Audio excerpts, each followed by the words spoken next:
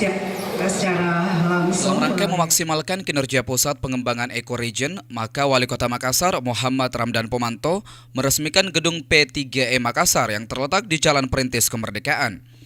Kedepan kantor ini akan difungsikan sebagai tempat monitoring dan pengembangan ekosistem dan satwa serta flora yang nantinya akan dikembalikan ke alam guna menjaga kestabilan ekosistem.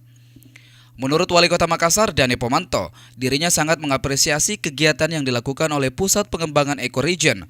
Dengan beberapa program kerja yang dilaksanakan, kebutuhan gedung baru juga sangatlah penting karena dengan hadirnya gedung tersebut, kinerja Ekoregion akan semakin maksimal dan nantinya akan berdampak kepada pelestarian lingkungan yang merupakan paru-paru bumi dan sangat dibutuhkan oleh manusia, baik satwa maupun aspek-aspek yang berhubungan dengan ekosistem.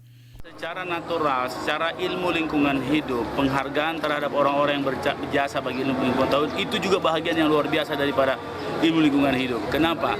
Pak Rahman Witolar tokoh, konsen terhadap lingkungan, dan sedikit dari sekian banyak orang yang konsen terhadap lingkungan dan konsisten. Dan saya sangat kagum dengan Ibu Menteri yang memberikan nama-nama terhadap semua orang yang berjasa bagi lingkungan hidup Indonesia. Indonesia kaya karena lingkungan hidup. Indonesia unggul karena lingkungan hidup.